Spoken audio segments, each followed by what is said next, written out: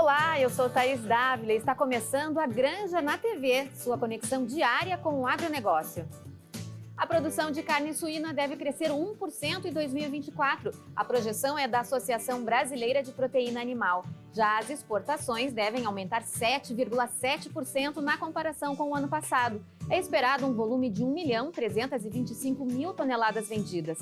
Para 2025, a projeção é de novo crescimento de 3,8% nas exportações. Já um segmento que está tendo uma retração neste ano é o de tratores e colheitadeiras. Segundo a Associação Brasileira das Indústrias de Máquinas e Equipamentos, no primeiro semestre deste ano, houve uma redução de quase 33% nas vendas internas e 35% nas exportações em relação ao mesmo período de 2023. Depois de eleger a carne como uma ameaça ambiental, os organizadores das Olimpíadas de Paris tiveram que mandar cargas extras de proteína para os atletas que reclamaram da falta do produto.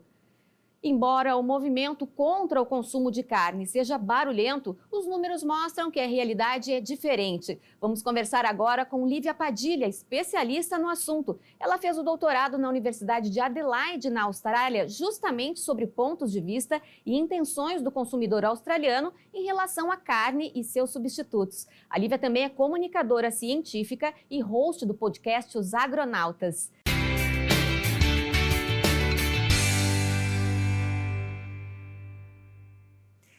Bem-vinda, Lívia, tudo bem? Oi, Thaís, bom dia. Muito obrigada pelo convite.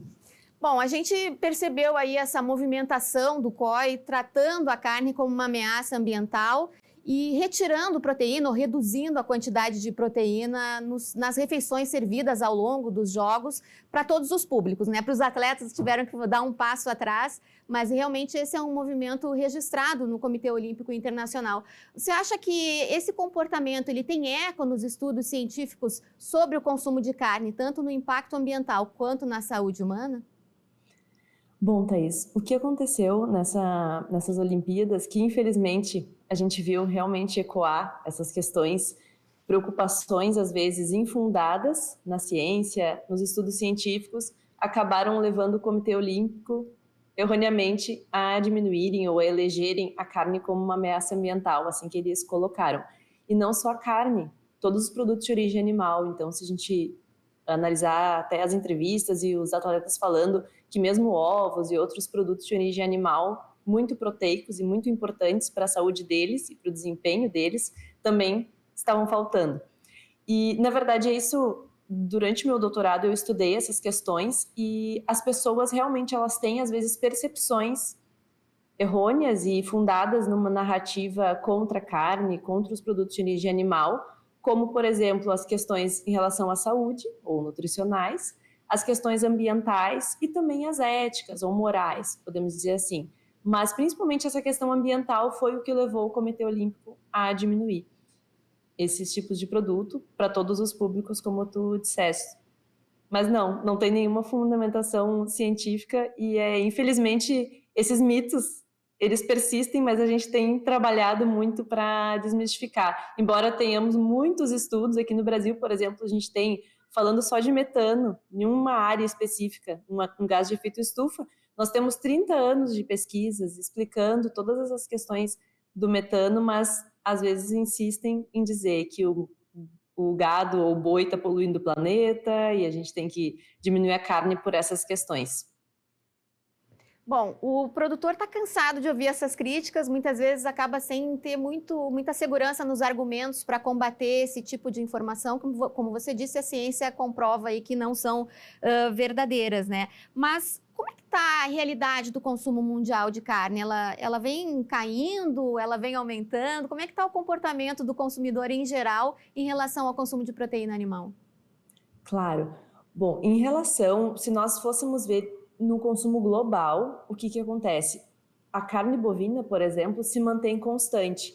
Porque países desenvolvidos, ditos assim, por exemplo, algum país da Europa, mesmo França, esses países de lá, eles tendem a diminuir o consumo, mas, ao mesmo tempo, quando os países em desenvolvimento ou que começam a ter um poder aquisitivo um pouco maior, começam a aumentar o seu consumo de carne bovina, principalmente, ou de carnes no geral. Então, o que acontece? O consumo é constante, mas tem aí um decréscimo dos países desenvolvidos e um acréscimo nos outros países, como, por exemplo, China, que a gente até exporta muita carne bovina para a China, nosso principal importador de carne bovina. Mas o que é, no meu ponto de vista, principalmente por ter muita ligação e entender muito da questão da carne bovina especificamente, é que o consumo aqui no Brasil, por exemplo, tem diminuído. Da carne bovina tem diminuído. Tem outros tipos de proteínas de origem animal, produtos como ovos ou mesmo a carne de frango que tem crescido, mas no geral a carne bovina tem diminuído. Então, assim, faz já mais de uma década que a gente vem tendo esse decréscimo no consumo e não chega nem a ser um mínimo, digamos, para a nossa saúde, a nossa ingestão proteica diária, que a gente precisa, dos aminoácidos, dessas moléculas que fazem parte e que formam a proteína. Então, a gente não chega nem a comer o suficiente desse tipo de nutriente super importante que são as proteínas. Bom, você falou que conforme vai aumentando o poder aquisitivo da população, aumenta o consumo de proteína animal, o consumo de carnes, né? Essa questão pode ter alguma relação aqui no Brasil, por exemplo, porque reduz o de carne bovina, mas aumenta o de outras proteínas, como frango, suíno e ovos mesmo, né? Tem uma relação com o poder aquisitivo também? Sim, na verdade, um dos principais fatores, a gente tem ali vários motivadores, e a pressão econômica sempre é a que desponta. Então, a partir do momento que a gente está, desde a pandemia, por exemplo, desde o Covid, a gente teve um decréscimo nesse tipo de produto, que é uma demanda, a gente fala na economia, né, uma demanda muito elástica, então ela depende, essa pressão econômica é muito forte e realmente altera, mas o que a gente vê, e é interessante entender esses tipos de motivações, porque existem, por exemplo, grupos, principalmente de pessoas mais jovens, que colocam ali como a questão ambiental ou a preocupação com a questão ambiental como um dos motivadores para diminuir a carne. Não quer dizer que eles vão virar vegetarianos, às vezes não é essa a questão.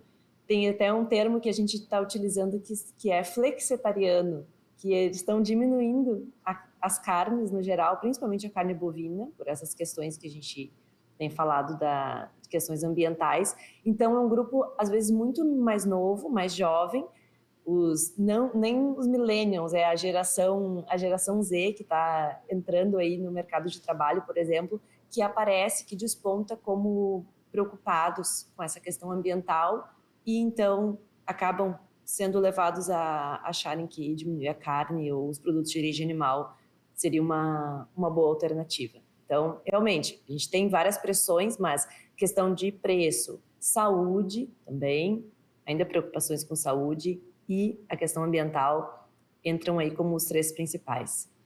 Fica aí o desafio para o setor lidar com essas informações, né, Lívia? Porque se você diz aí que a ciência comprova que o dano ambiental não é tão grande assim e que a proteína faz mais bem do que mal para a saúde, tem uma tarefa grande aí para o setor.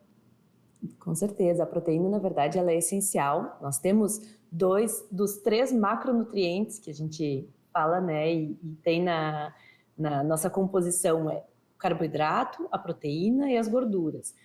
A proteína e as gorduras são essenciais, a gente precisa ingerir esses 2 macronutrientes em forma de comida, nos alimentarmos. Mas tem mais uma questão, que no mundo inteiro a gente tem dois tipos de deficiências nutricionais muito sérias. Uma é o ferro e a outra é a B12. E qual produto que a gente encontra esses dois, principalmente? A carne bovina, ou os miúdos mesmo, as vísceras, que são riquíssimos, são multivitamínicos naturais. Então, a gente tem, sim, uma deficiência muito grande no mundo todo, e essa diminuição não digo só proteína, porque a carne é muito mais do que a proteína em si, ela é rica em proteína também, mas todas essas questões que realmente estão sendo... Assim, nós estamos recebendo, às vezes, do Comitê Olímpico, de outras fontes, que não são verdade, infelizmente, acabam levando as pessoas a agirem de uma forma a diminuírem seu consumo de proteína. Muitas vezes, esses mais novos que precisam. Então, a gente tem que realmente desmistificar muitas coisas. Bom, a Lívia também é tradutora do livro Sacred Cow, que quer dizer vaca sagrada em inglês, e tem um documentário já lançado aí no YouTube e também uma série de infográficos que a Lívia está fortemente envolvida aí na tradução para o português. Lívia, conta um pouquinho sobre esse projeto. O livro hoje ainda não existe em português, mas deve ser lançado a qualquer momento, né? Exato, eu estou com ele aqui, inclusive, Thaís. Esse aqui é o livro, o nome dele em inglês, então é Sacred Cow, mas aqui no Brasil ele vai ser lançado com outro nome. Vai ter um título aí, eu acho que eu não vou dar um spoiler, mas em breve a gente já vai ter ele traduzido. Mas a gente tem justamente essas questões que eu comentei, as três principais áreas de mitos que giram em torno da pecuária e principalmente da questão da carne bovina, nutricionais, ambientais e também o ético, a gente poderia dizer assim, nessa área.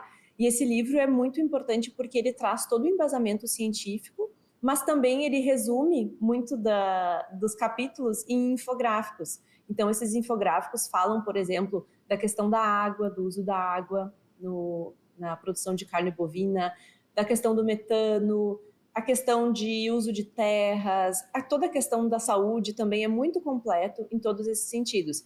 E eu fiz a revisão técnica da tradução. Então, uma tradutora traduziu ele aqui no Brasil e eu revisei, fiz a revisão técnica, mas os infográficos, desde lá de 2020, quando o livro foi lançado originalmente, eu pedi autorização para os autores e traduzi eles para o português. Então, todos os infográficos que no livro são preto e branco, eu já fico assim postando e falando deles desde 2020 no meu perfil do Instagram, assim, que seria a principal mídia que eu utilizo.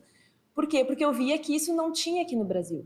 Na época ali, 2020, eu estava fazendo a minha pesquisa na Austrália e lá eles também achavam todos esses mitos aí, tudo isso, eles estavam me comprovando que a gente tem muito trabalho para fazer ainda na área da comunicação.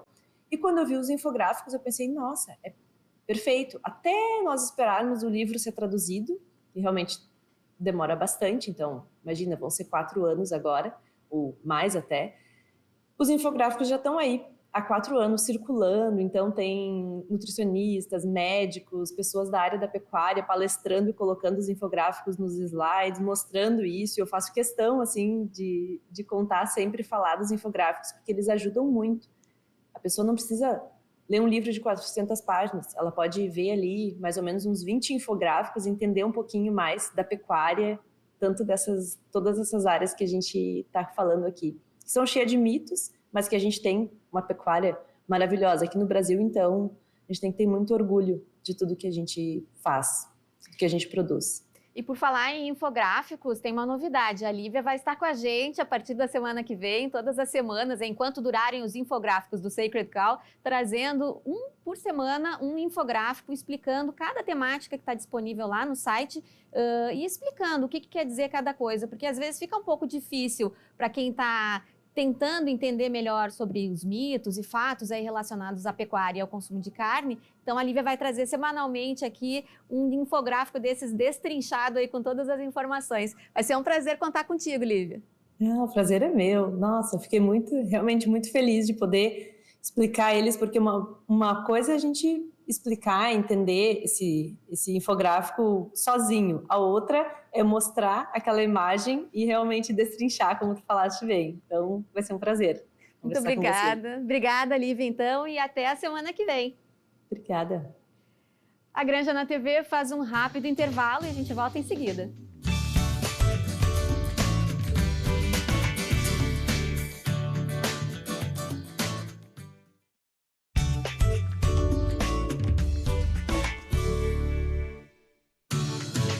Estamos de volta com a Granja na TV e daqui vamos direto para a União Europeia. Vamos conversar com o nosso correspondente internacional, Leandro Mariani Mitman, no Mundo Agro.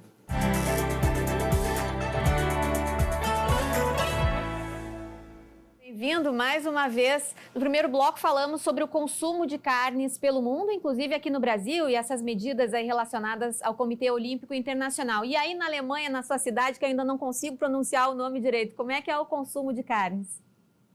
Olá, tudo bem? Kaiserslautern, esse é o nome. Se escreve Kaiserslautern, mas aí a pronúncia em alemão é Kaiserslautern.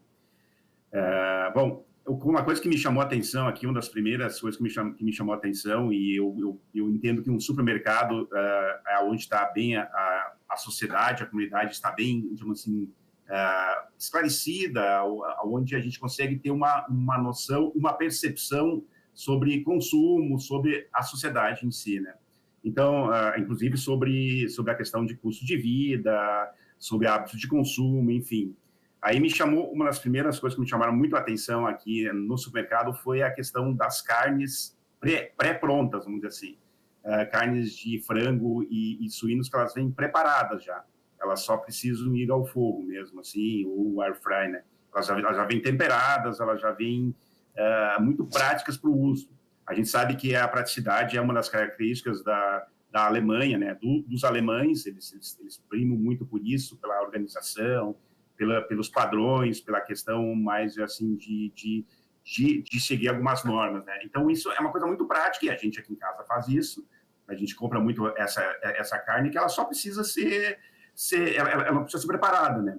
Mais do que as carnes também tem a questão de frutas e hortaliças, elas já vêm preparadas, elas já vêm prontas, elas já vêm cortadas. Isso me chamou muito a atenção, sabe?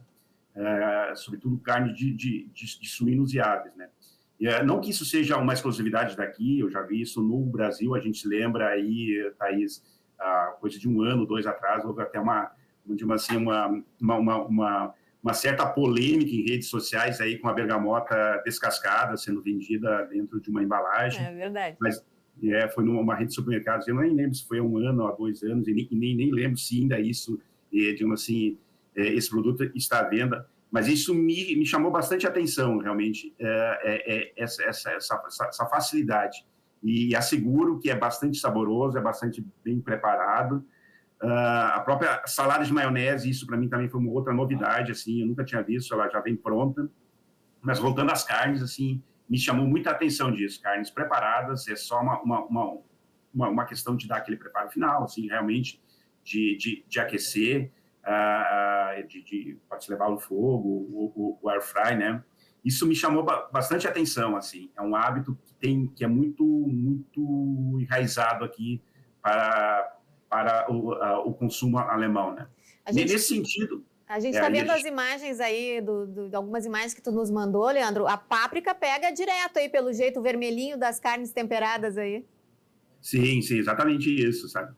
E até me chamou a atenção que aí algo que eu ainda quero trazer aqui numa próxima participação, será na próxima, na outra, eu fui acabar pesquisando sobre toda a questão das exportações brasileiras de produtos agro para cá, ou as importações também, e eu fiquei surpreso, eu confesso que eu não sabia que o Brasil não exporta nenhum quilo de carne suína para a Alemanha, sabe?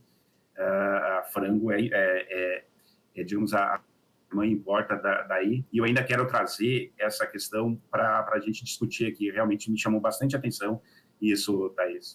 Bom, carne... Mas o marcante foi essa questão das carnes preparadas, já prontas. Assim. Sim, e a carne suína, pelo jeito, liderando, como é no consumo mundial de carnes, a carne suína lidera, e a carne de frango também, né, Leandro? Sim. A bovina é mais cara? Exatamente. O Brasil é um grande, hoje o terceiro, é o quarto, mas deverá se tornar em 2024 o terceiro maior exportador de carne suína. E não exporta para um país que tem a carne suína como a principal carne para consumo. Aqui ela lidera as vendas. A própria Alemanha é uma exportadora, e isso é um assunto bem interessante que eu ainda quero trazer para a gente discutir aqui, enfim, por que o Brasil não vende a carne para a Alemanha, para a União Europeia como um todo. Eu até pesquisei, acho que são 25 mercados aqui que o Brasil exporta a países como Geórgia, Costa do Marfim, além do mundo árabe, a China é líder, né? Congo, Gabão, mas não vem nenhum container, nenhum quilo de carne aqui para a Alemanha. Isso digamos assim, me chamou bastante atenção, porque a gente sabe o Brasil atende 200 mercados no mundo com diversos produtos variados, mas a carne suína não é trazida aqui para a Alemanha, mas esse é um assunto que eu quero trazer especificamente aqui para a gente abordar numa próxima. Mas falando em consumo, me chamou bastante atenção, estou dando esse testemunho aqui, essas carnes preparadas, como é possível ver nas imagens. E embora seja um produto pré-pronto, digamos assim, ele não é altamente processado. A gente vê que é comida de verdade, é uma comida temperada às vezes, não passa, não tem muitos conservantes, possivelmente, porque a própria embalagem acaba trazendo esse aspecto de durabilidade, né? Não, é exatamente isso. Ela é só temperada, é como muitos, digamos assim, é o que todo mundo faz, acaba fazendo em casa, né? Temperando a carne, temperando as carnes. A menos que seja a carne para um assado e tal, que só vai o sal. Aí, bom, tem gente que usa algo mais, mas de uma maneira geral é só o sal. Ela é só preparada, assim, ela não tem nenhum tipo de conservante, alguma coisa nesse sentido, assim.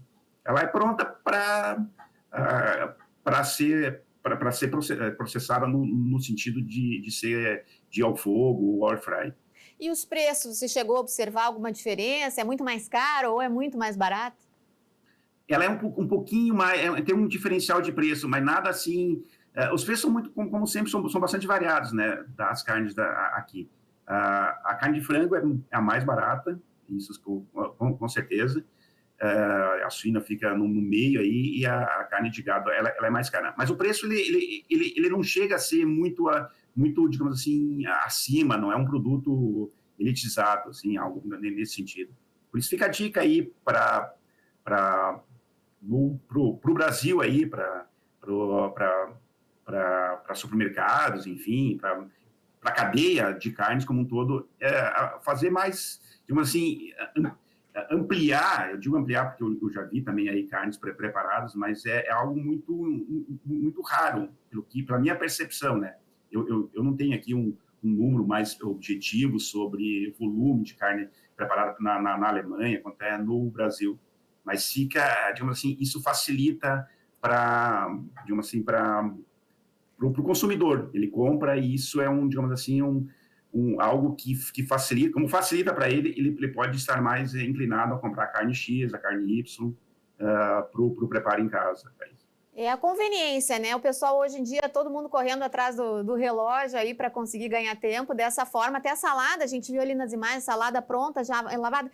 Claro, isso tem aqui também, mas esse kit aí que você mostrou nessas imagens também traz uma conveniência, uma comodidade, ajuda a economizar tempo e comer de uma forma mais saudável, né? Exatamente. Eu chamaria assim de praticidade, sabe? Conveniência, pode chamar de praticidade também. Tem a gente que a Alemanha ela tem muito disso, que são coisas que eu estou venho observando e vou trazer aqui. Uma das coisas que me chama muita atenção aqui é que no trânsito, o sinal, pelo menos aqui na minha cidade, eu não sei exatamente se é toda a Alemanha, no trânsito, o sinal vermelho, antes de abrir para o verde, vem um amarelo avisando que vai abrir para o verde. E é muito curioso isso, sabe? É algo do tipo para não se perder tempo. E me chama muita atenção aqui na sociedade alemã, na economia alemã, essas maneiras de facilitar, tá? E aí a gente pode começar a falar aí sobre trens que cortam esse país, enfim. É um país, assim, que ele é preparado para funcionar bem, funcionar de uma maneira bem azeitada, assim. Isso é algo muito, muito interessante, sabe? E aí a gente pode falar de uma série de outros aspectos aí do cotidiano da Alemanha, assim, que a gente também tá conhecendo, está aprendendo. Tudo é muito prático aqui, sabe? Tá certo. Tá certo, Leandro volta toda semana com a gente, às terças e quintas, trazendo novidades, comparações e todas as curiosidades que tem do setor do agronegócio e da convivência com os alemães aí em toda a União Europeia. O Leandro vai trazer semanalmente essas informações para a gente. Muito obrigada e até a próxima semana. Até a próxima, com mais alguns aspectos aqui. Tem muito, muito, muito a falar aqui da Europa, da agricultura europeia, da relação da Europa com o Brasil, que tem essa gigantesca agricultura aí. Informações sempre muito bem-vindas. Obrigada. E às quintas-feiras, o programa Granja na TV vai contar com a participação de um especialista sobre um tema que frequentemente está na boca do produtor rural, o direito no agro. São vários aspectos: crédito, financiamento, segurança no campo, direito à propriedade e muito mais. O nosso colunista é o advogado Francisco Torma, especialista em direito do agro, professor de direito agrário e palestrante. Bem-vindo, Torma, será um prazer contar com você semanalmente.